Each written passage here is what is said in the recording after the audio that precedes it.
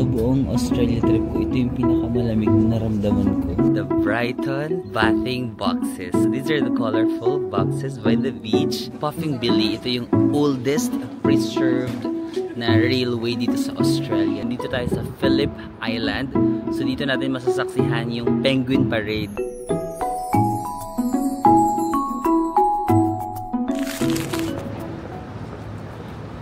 May fog no, guys. Welcome back to my channel. So for today's video, guys, magdi-day tour na tayo dito sa Melbourne, Australia. So meron tayong tatlong pupuntahan. Isang tour lang siya pero tatlo lang pupuntahan. Puffing Billy, yung Brighton boxes, yung mga colorful boxes sa beach, and then Phillip Islands, yung sa parang Penguin Parade. So maganda yung location ng aking hotel. Ibis Melbourne Central, kasi 5-minute walk lang makakapunta na tayo sa meet-up point sa 287 Lonsdale Street. So ngayon is August 1 na pala. August na ngayon at ang lamig today. 4 degrees ngayon, oh. 4 degrees Celsius, kaya kita niya may fog, no? Extra lamig today. Yung mga tour dito sa Australia, guys, medyo mahal talaga. Parang bawat day tour mo nasa 5,000 pesos. So ang pinili ko is yung tatlo na yung pupuntahan. Kasi meron tong mga separate na tour, like yung Puffing Billy na tour, yung Brighton boxes, yung Phillips Island. Pero parang sabi ko pa, kapag inisa-isa ko, mas mapapamahal ako. So pumili na ako ng tour na parang lahat na yun pupuntahan. Pero mga around 7,000 to 8,000 yata to. Check natin. Sabi ko ito na lang para isahang gastos. Kasi medyo mahal nga ang mag-day tour dito sa Australia. So this is the name of my tour. Puffing Billy Train and Phillip Island, Penguin Parade, and Brighton Beach. So yan ang tatlong pupuntahan natin. Puffing Billy, Phillip Island, tapos ito yung Brighton Beach. So yan, nasa mga 7,400 pala to. Pero general viewing lang to ha. Meron pang premium 10,000. Ayan o. Merong underground viewing 10,000. So ang pinaka-pinili ko lang yung pinaka-basic. General viewing lang tayo. But of course, if you're gonna book your activities on Klook, you can still save naman with my discount code Marvin Samaco Klook. Let's go. Ang lamig talaga today. Sinisipon ako. And guys, nakita ko na 287 Lonsdale Street. Pero sabi ko, hala, ba't walang tao? Yung pala, merong email dito, hindi ko binabasa yung instruction. So ayun, 287, pero sabi niya between McDonald's and Emporium. Nakita ko andun pa yung McDonald's. Andito pa yung McDonald's. Ay, may Uniqlo din pala dito. So lakad pa tayo doon sa may McDo. Ayan, this is a Melbourne sa early morning. Siguro pag early morning ganito talaga kalamig, no? Gumigising kasi ako minsan pa lunch na ganun. Ayan, ang lamig. Parang yung kamay ko hindi siya, tignan nyo. Kita nyo ba yung kamay ko? Tignan nyo yung daliri ko, no? Ayan, no? Parang nag-ano na siya, yung parang pang nag-ano na siya, parang pang matanda. Ganun. Parang shopping mall din pala to, no? Lululemon. Ayan. Ayan yung Melbourne. Pag umaga medyo tahimik pa siya, no? Hindi pa gising yung mga tao. Pero mamaya pag nagising na yung mga tao, iingay na naman dito. Ito na yung McDo. Wala pa yung bus, 8:23 na. 8:30 ang meet up eh. Kaso apat kasi yung meet up point dito. Ito yung pinili ko kasi ito yung pinakamalapit sa hotel. Pag mag-tour kayo, parang may apat kasi na options kung saan ka mag-pick up. Check nyo na lang sa mapa ng hotel nyo kung saan yung malapit. Ito kasi yung malapit, so ito yung pinili ko. Ako lang kaya yung ipipick up dito. Walang tao. Ito na yung McDo eh. Sabi between McDo and Emporium. Ito yung Emporium Mall. So dapat nandito lang siya sa gitna, di ba? Pero wala eh. Tingnan na lang muna natin yung mga malls. Armet. So guys, 8:35 na. Wala pa rin dito yung bus, tas walang tao. Pero sa likod ko, meron ding couple na parang nag-aantay din sila ng tour. So kanina pa sila pa hanap-hanap ng bus, tas naglakad-lakad na sila doon sa loob. Wala pa rin. So sabi ko, at least hindi lang ako mag-isa. Hindi lang ako mag-isang nag-aantay dito. Wala ring update. Wala ring update yung tour guide namin. Hey guys, dumating naman. Medyo late lang ng konti. 8:41, 8:42. So, buhay na magpahinga tayo. Sobrang lamig sa labas talaga ngayon. Sa buong Australia trip ko, ito yung pinakamalamig na naramdaman ko. Yung kamay ko. Let's go! Sobrang ang nangyari, di ba? Marami kasing pick up point dito. So hindi guaranteed yung pagdating nila doon nung sa time na yun kasi siguro depende sa traffic ganun. Basta be there na lang on time, pero huwag kayong kabahan kapag wala pa sila. Just wait a little, baka nasa traffic lang ganun kasi nga maraming pick up point.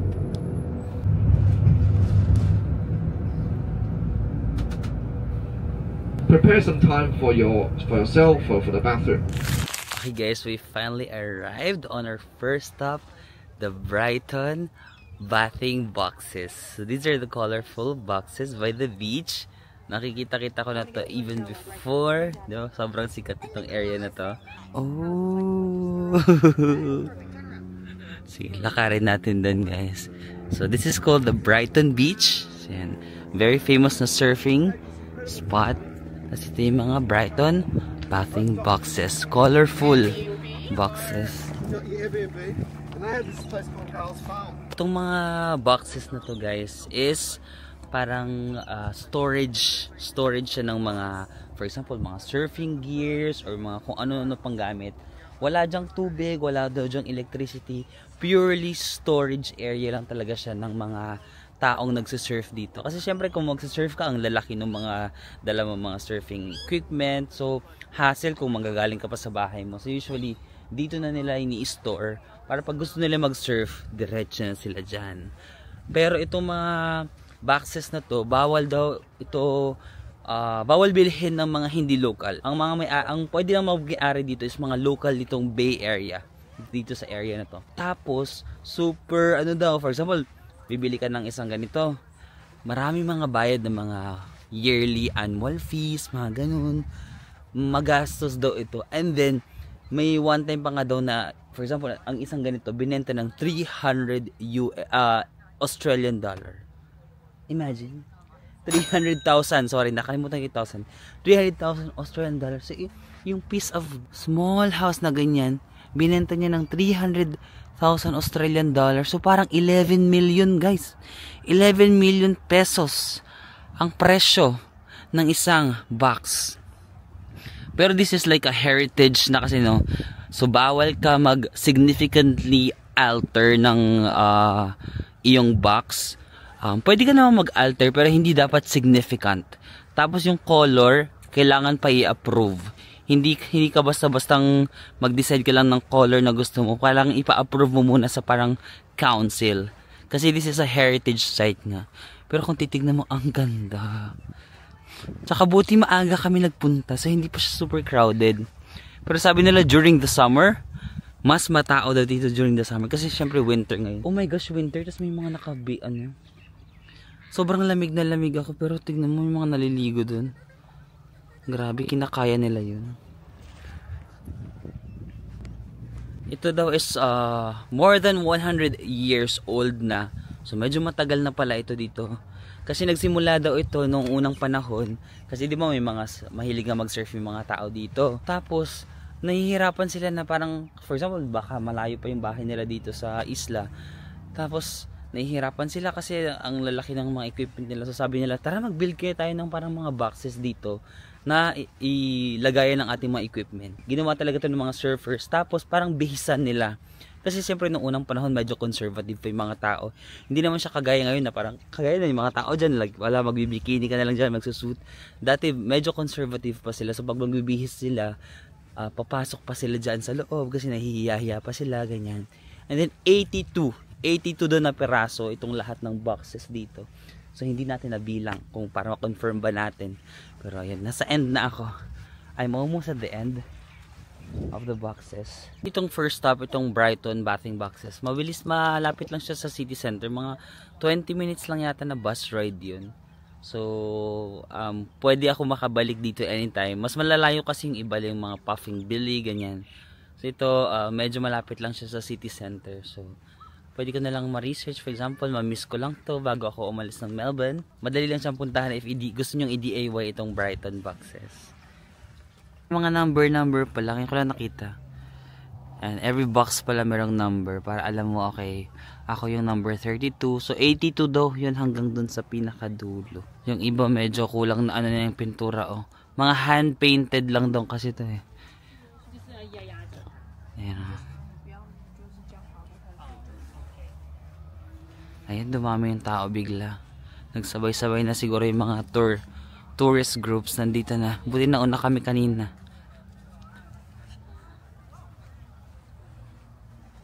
Grabe na yung ganito kaliit. Tas nabenta nila ng 11 million pesos. Pero siguro kung like into surfing ka talaga, di ba? Kung mahilig ka talaga mag-surf, for example, yung pamilya nyo, buong angkan, mahilig kayo mag-surf, tapos parang na-hassle talaga kayo sa pagdala-dala ng equipment, at least nakatago naman. May mga kandado bawat ano yun. Nakasusi, para dyan yun na ilalagay yung inyong mga gears and equipment. Okay, from the bathing houses, ang next stop is lunch na agad. Kasi medyo malayo, actually, nagbiyahe pa kami. Mga 1 hour siguro or more from the bathing houses. Tapos ang next stop dapat is Puffing Billy. Kaso before mag-start ang Puffing Billy, mag-lunch daw muna kami. So hindi kasama ang lunch sa tour, kanya-kanyang lunch dito. Though nag-recommend yung tour guide ng mga areas na pwedeng kainin. Sabi niya sa area daw na to, marami daw mga restaurants and cafes. Sabi ko, okay, tara, explore natin kung saan tayo kakain dito. May barbershop pa. Merong Japanese kitchen, merong mga kebabs, eat or take away, fully licensed, pho, Vietnamese food. Di ba sabi ko sa inyo dito sa Australia, for mga Asian, bar, Belgrave, jog, meat and dumplings. Saan tayo kakain? Ito, breakfast, lunch, toasties, cakes, milkshakes. Ito may Puffing Billy Cafe. Gusto niyo dito na lang tayo, oh. Puffing Billy Cafe. Magkano kaya dito? Ay, mga 10 lang, oh. Kids burger plus chips, $10. Kids nuggets. Ba't mura lang dito? Tara, dito na tayo. Gusto niya? Or gusto niyo muna mag-check ng iba pa? Meron pa kasi dun eh. So yun guys, yung lugar na to is called Belgrave. Ito kung nasaan yung Puffing Billy, Belgrave na to siya. So guys, dito na ako nag-dine in sa Puffing Billy Cafe. So ito yung mga ano nila, Cuban sub, ano ba yun, slow cook pork bowl, poke pala, poke bowl. Yan, mga 19, 17, 24, $20, ganun. Mga around 800, no? 800 pesos. Mr. Fish, meron din sila mga fish and chips, toasties.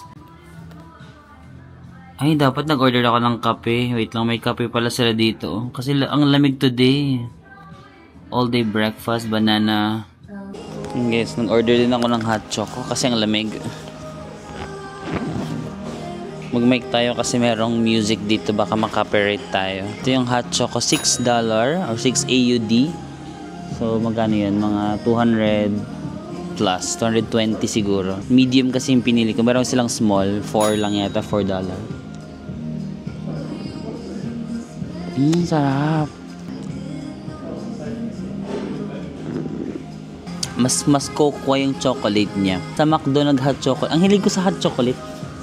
Kagabi nag-hot chocolate ako sa McDo. Medyo, mas gusto ko to. Mas gusto ko yung chocolate na to. Pero okay din naman yung hot chocolate sa McDo. Pero may something siyang lasa na hindi kagaya ng hot chocolate natin sa Pilipinas, no? Ito kasi may foam pa. Kita nyo ba? May foam. Tapos may ganun. Ang in-order ko is yung Cuban ba yun? Cuban. Mali yung pronunciation ko. So, mo-order na ako kanina. Sabi ko na, confident pa ako. Sabi ko na, one Cuban. So, sabi ni ate, sorry? 1 Cuban. Mali. Mali pala yung pagkakasabi ko. Parang Cuban yun. Tanungin ko ulit. Sorry, what do you call this again? Cuban? Cuban salt. Cuban? Yeah. Okay, thank you so much. No worries. Cuban pala, Cuban. Cuban yung tawag. Ang pagkakasabi ko is Cuban. Kaya hindi niya ako maintindihan. Cuban. Ang ganda ng presentation. Sandwich pala siya. So, sandwich. Tapos merong mga... Oh, bro! Ang sarap, oh. Tapos yung texture pa lang ng bread, alam mo nang masarap. Tignan nyo, Tapos may mga parang pickles, may ham, may parang slow cooked pork, tapos 2 piraso pa. Ito may cheese, oh shucks, sarap. And guys, meron silang patinidor dito and ano ba yung, ito na, yung spoon, ay yung kutsilyo yung nasa right, tama ba? Diba, ang laki, oh. Oh. Ang maganda lang naman sa Australia, yung portion talaga, no? Yung portion sizing ng serving nila, sumiserve talaga. Yung parang mabubusog ka talaga sa mga order mo. Kasi every yung portion ang lalaki. Sarap!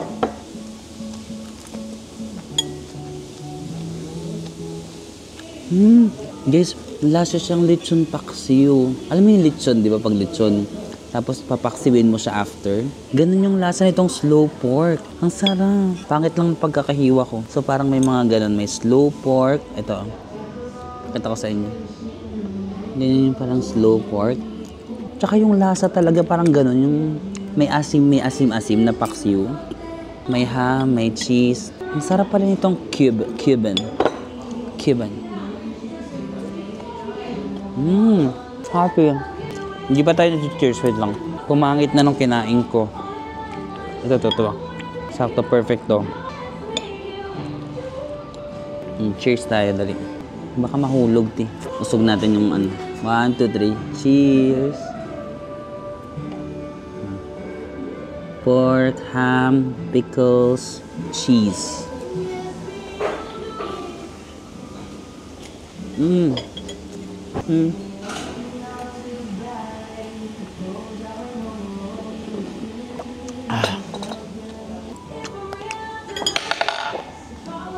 Sorry. Perfect for a cold weather ang hot chocolate. Kakasabi ko lang kagabi ba yun, nasabi ko, gusto ko yung winter ng Australia kasi hindi siya masakit. Kasi may mga winter, for example, winter sa Korea, no? Winters sa Korea talaga pag winter dun, parang wala ka nang magawa kasi sobrang lamig. Or yung sa Europe, may mga days din sa Europe na sobrang lamig. Sabi ko, gusto ko yung winter ng Australia kasi hindi siya ganun kalamig. Malamig don't get me wrong, baka magsando kayo dito. Malamig, makapal na jacket, pero hindi siya yung uncomfortable na super. Yung pala kapag maaga, kanina di ba gumising ako maaga, ang lamig pala. Super lamig pala ng umaga. Especially sa Melbourne. Melbourne tsaka Canberra malalamig yan. Sydney, Brisbane hindi masyado. Pero dito sa mga South, Melbourne, maybe Adelaide malamig din kasi nasa baba din yun eh. So malamig pala siya sa umaga. Sasabihin ko pa lang sana na sa mga hindi masyadong mahilig sa malamig, mag-Australia na lang kayo. Sa Melbourne pala may days na malamig, may time of the day, gabi tsaka umaga malamig siya. Especially ngayon. Peak season na kasi ngayon ng winter kasi August na. Kanina may nagbabayad doon na isa sa mga tourists din pero parang Chinese siya.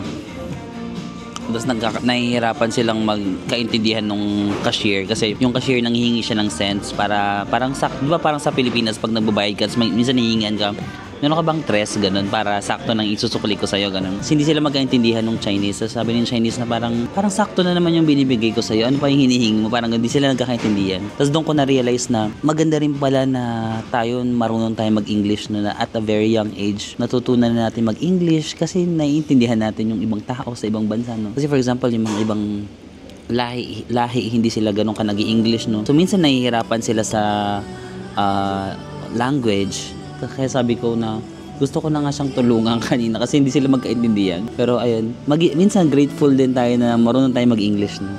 Anyway, ito nakakainin natin. Ang daming pork. Ngayon pa naman. May microphone pa ako. Anyway, nabusog ako. Thank you, Lord. So kaya dito mga tinapay lang or sandwich lang, no? Kaso malaki kasi yung serving. So kung makikita mo, parang wala na tayo sa city na Melbourne, no? More on sa may probinsya na part na laid back. Pero nakakalungkot tong ano to, oh. Tignan nyo. May nabasa ko dito. Thanks for the past 16 years. It's time to go. Closing down 20%. So parang naka-sale na sila ng 20% kasi mag-close na yung business nila. After 16 years. Grabe. So after 16 years, ang tagal na ng business nila. Mga 2 years old pa lang ako noon, no? Charing. 2 years old pa lang ako na ano na yung business nila. Nakakalungkot naman. Ba't kaya sila magka-close? Huh? After 16 years. Imagine kung ang business mo umabot ng 16 years. Sobrang tagal nun, no?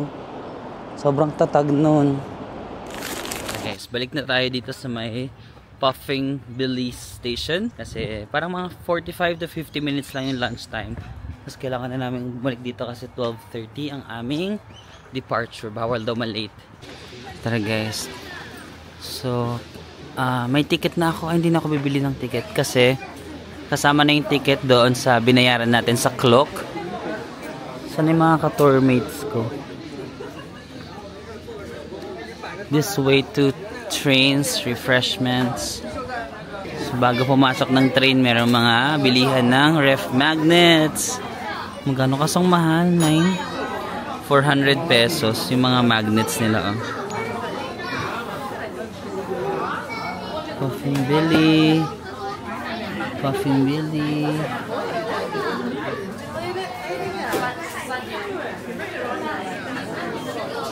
Puffing Billy. Ito na guys yung train, no? Tapos makikita nyo merong steam doon sa harap. Oh, may steam.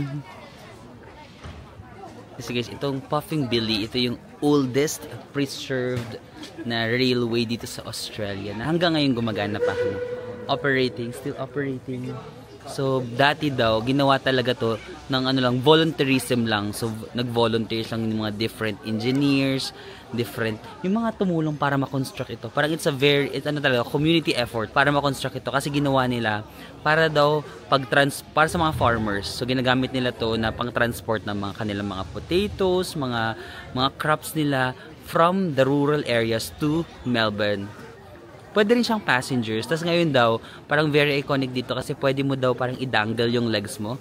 So pwede kang umupo lahat sa may gilid tapos iganong-ganon mo yung legs mo. I'm not sure kung pwede pang gawin. Nauna ba ako dito or dapat antayin ko yung tour guide ko, B? Pumasok na ako dito sa station, di ko na mahanap yung mga... Kasi ang daming tao, di ko na mahanap, di ko na matandaan yung mga ka-tour mates ko. Wala, nauna-una lang ako dito kasi binigyan na kami ng ticket isa-isa eh. So nauna na. Kailangan ko lang makakita ng familiar face. Okay, may nakita na ako. Itong couple. Like ka-tour mates ko sila. Guys, nakasakay na tayo. So, dito ako pumunta sa may harap para kita natin yung steam.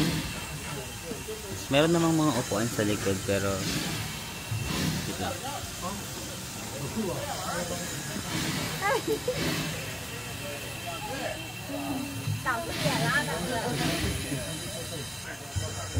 Parte na ako ng pamilya nila.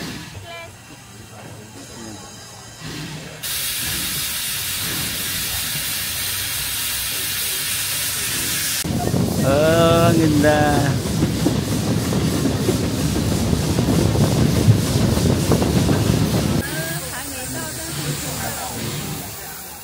Guys, matagal pala yung biyahe nitong train na to. So, naka 30 minutes na kami tapos nag-stop siya sa isang lugar. Pero hindi pa yata to yung dapat mag-stop. Kasi konti lang yung bumaba eh.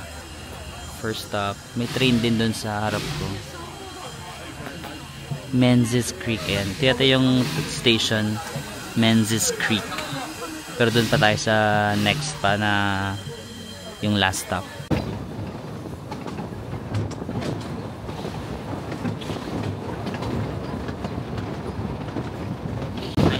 Bata yun. Camera niya yung trailer niya.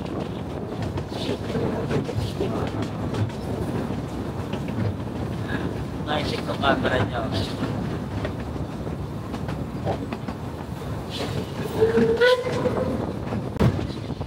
Elbo ako ng bata. Ang ganda ng camera niya.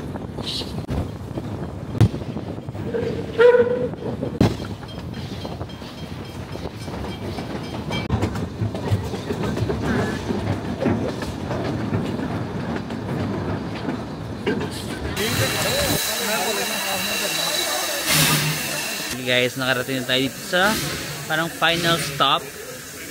Parang from the point of origin, nag-stop lang ng isang beses pero hindi pa doon. Tapos yung second stop or yung final stop, Lakeside. So nandito naman tayo sa Lakeside. Sabi ng tour guide namin, magkita kami sa may visitor center. Ayan, basta-basta lang naman tayo dito. May mga arrows naman dyan. Viewing platform, visitor center, tickets, ganun. So dire-diretso lang tayo dito sa may visitor center. So yun guys, grabe.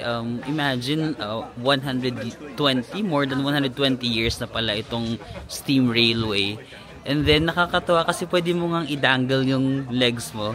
Parang first time ko nakasakay ng train na hindi straight leg. As in, lahat ng tao, no, nakadangle yung...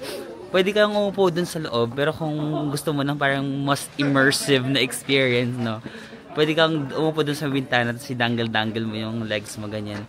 Nakakatawa, no? Ka-imagine, ang tagal ng biyahe, guys. Hindi ko na malayan kasi ang departure namin, di ba, 12:30. 1:36 na. Siguro mga 1:30 kami dumating dito.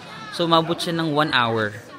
1 hour yung total na travel time. So, 1 hour din kami nakaupo dun sa may gilid at nakadangle yung legs. Ayun na yung tour guide namin. Pero wala pa yung mga kagrupo ko. Ito na, Lakeside Visitor Center. Malapit lang naman. So, dyan kami mag-meet up. Pero nakita ko yung tour guide ko, yung naka-yellow. So, yan, sabi ng tour guide namin, meron pa kaming 5 to 10 minutes kasi yung iba nasa toilet pa. So, lakad-lakad muna tayo dito sa loob ng visitor center. So, mga souvenirs din sila dito. Ay, cute. Ano ba yan? Yung parang ano, mga sa Puffing Billy, yung nag-a-assist, yung mga conductor, gano'n. Ayan o, Puffing Billy Railway. Tingin na. Cute. Ref magnet. Ref magnet siya. Yung kamay niya may magnet. Oh. Nag-stick siya dun sa ref magnet. Magkano kaya to?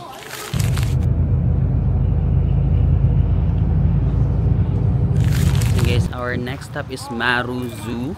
Hindi ko alam na may zoo pala na kasama dito. Plus hindi pa siya kasama sa binayaran. 33 AUD daw yung entrance. Sabi ko nga parang ayoko nang pumunta kasi small zoo lang daw to. Sabi ko nakapag-zoo na naman ako sa Sydney. Pero parang wala naman siyang binigay na option para sa mga ayaw pumasok. So, parang, ay, may cafe. Pwede mo magkape-kape na lang ako dito. Kasi lahat kasi yung mga nasa tour yata papasok. So, ang KJ ko naman kung ako lang hindi papasok, di ba? Kasi di ba sa Sydney nakapag-ganyan na tayo. May mga koala, may mga kangaroo, snake. Sabi niya kasi yung mga animals daw dito, yung mga ganun lang din, mga koala, zoo, wala daw mga tiger, mga ganun. So, I guess hindi daw required. So, yung iba hindi sila pumunta. So, sabi ko hindi na rin ako pupunta. Kasi 33 AUD, so mga 1,200, 1,300 pesos. Sabi ko, ikakape ko na lang. Pero may zoo dyan, may mga snake, may mga koala, kangaroo, ganun. Parang yung ginawa lang din sa Sydney, yung magpapakain ng mga kangaroo. Sabi ko, nagawa ko na kasi yun eh. So, magkape-kape na lang tayo dito sa cafe nila. Yung $33 natin, ipangkain na lang natin. Homemade beef and curry pie, $12.5. May beef lasagna. Ano yan? Vegetarian. Paano basahin yan? Quiche? Quich? Ayaw ko? Basta vegetarian. Vegetable. Ganyan. Bacon, chili, and house sausage roll. Gourmet. Mga ganon. Affordable naman, mga 8 lang. Oh. Hindi siya affordable sa Philippines, pero pag nandito ka sa Australia, okay na yan.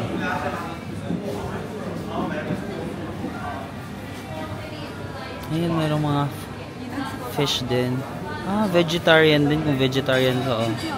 Para sa inyo yung mga tinda nila. Guys, nag-snack na lang ako. Mayroong cake dito. Tapos ito, try ko lang soda. Jarritos. Mango juice. Binayaran ko sa 13 AUD. Magkano yun? Kasi yung entrance sa zoo 33 1, 2. Ang 13 ay mahal din pala. 480 pesos na to. Yan, slice of cake and then juice. 480, parang 500 pesos na. Pero at least kesa dun sa, kung hindi pa kayo nakapag-zoo, I recommend punta kayo sa zoo. But since nag-zoo na kasi ako sa Sydney, Jarritos.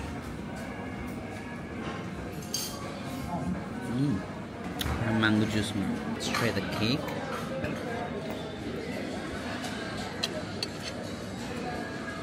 Cheers! Boom!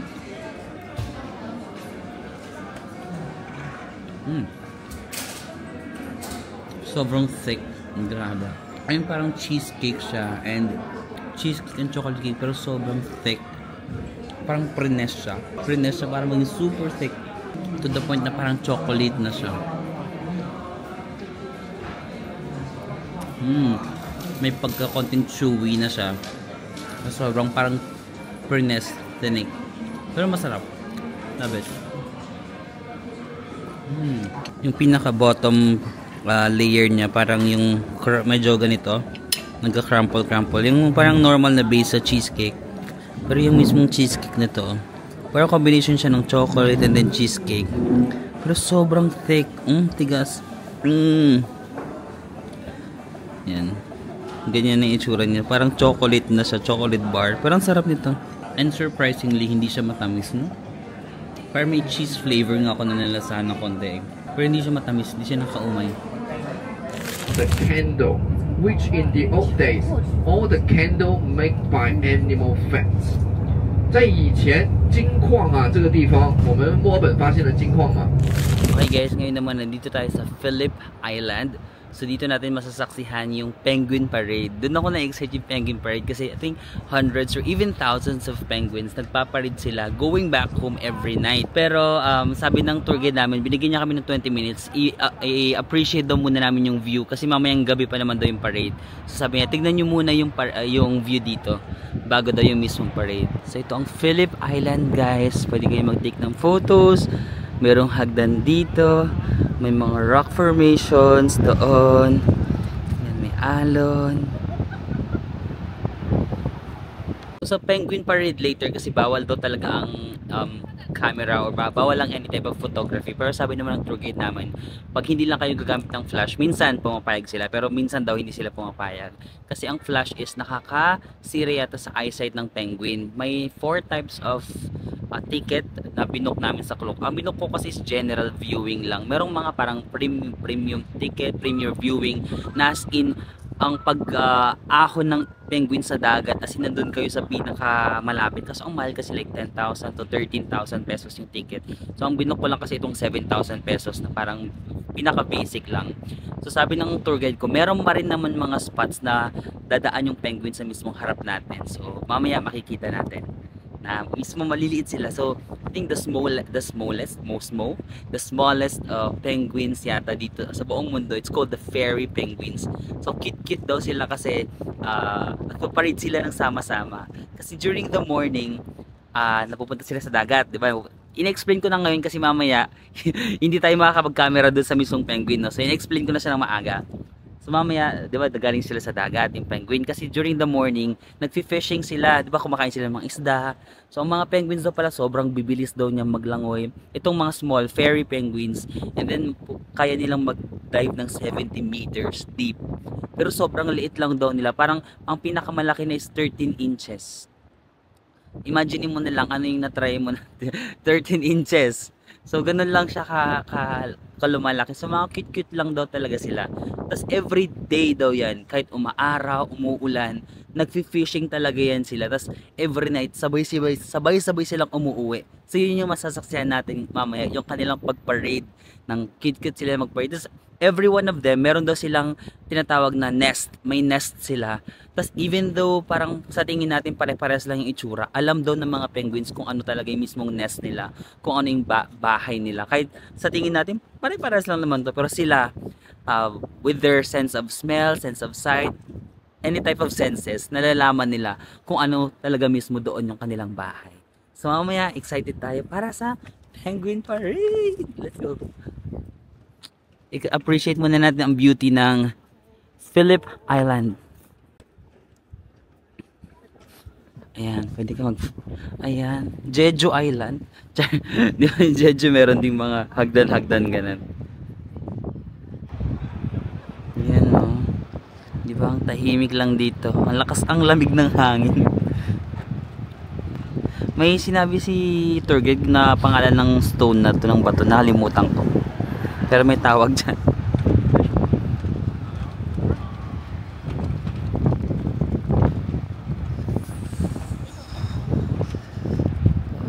Tapos tignan mo guys, parang nag-ano daw siya dito. Parang naglililim na yata ng mga babies niya, ganon. Hello. Mga wild lang. Marami din kayo mga nakita mga wild animals lang na habang nasa tour bus kami. Kasi yung Australian, no, parang ang dami niyang mga kung ano lang na hayop. Yung guys, binigay na sa amin yung ticket. Kasama na rin to sa binayaran dun sa clock tour. So, tara, maghanap tayo ng pwesto dito. Sana may makita tayong penguin kasi naka-general admission lang tayo. General viewing. Meron dong option to upgrade yung ticket kaso 120. Mahal, 4,400. Pag na, okay na. Maghanap na lang tayo ng magandang pwesto para makakita ng penguin. Sana dumaan sila sa harap natin. So guys, ito yung lalakarin natin papunta to sa viewing deck. So malawak pala siya. Tapos habang naglalakad ka dito, marami ka rin mga nakikitang wild animals. So parang nasa isang wild area ka talaga, no? Tapos yan. Let's go! Ang lamig! Kasi nandito sa may dagat, no? So yung ano ng hangin na pupunta sa'yo, malamig na nga, plus hangin pa. Diyos ko Lord! Kailangan ko ng kayakap! Guys, ako naka-general viewing lang ako sa dito sa left. Pag mga special yung ticket nyo, parang pupunta kayo sa mismong underground, doon kayo sa pinakamalapit. Dito kasi yung general viewing. But then, sabi ng tour guide namin, if mag-general viewing kami doon, hindi talaga namin makikita yung penguin kasi ang layo, di ba? Ang general viewing doon, tapos yung penguin kasi nandito. So, ang sinasuggest niya, mag-antay na lang kami dito sa may bridge. Kasi dadaan daw yan dyan. Kahit naka-general viewing, instead of doon sa may viewing deck, dito na lang daw kami sa may bridge, sabi ng tour guide namin kasi, ayan, kapag may mga ganyang vacant space, nagtitipon-tipon daw yung mga penguin. So, we will see later kung magtitipon-tipon talaga sila. So, ito yung general viewing platform. Pero, ayan, ando daw yung mga penguins. Pero, narinig ko yung lalaki. Parang marshals. Narinig ko, sabi niya kanina, mas maganda daw talaga doon daw. So, may bridge na lang kasi mas makikita. Dito daw masyadong malayo. So, tinignan ko lang pero babalik din ako dun sa may bridge. Ayan na sila guys. So, ang cute. Oh my God. Ay, oh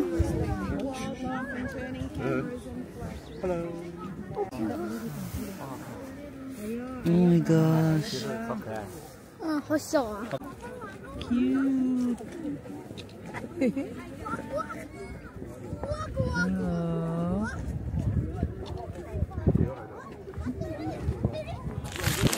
Lamig bro, yung guys nakita natin up close yung mga penguins. Ang cute nila maglakad kasi nagwiggle-wiggle sila, parang gumaganon-ganon sila maglakad, no? Tapos nakakatuwa kasi makikita mo talaga sila from their natural habitat na umaahon sa dagat, tapos maglalakad sila sa kanilang nest, ganon. Hindi kasi siya parang, for example, nagpunta ka sa zoo or nagpunta ka sa aquarium.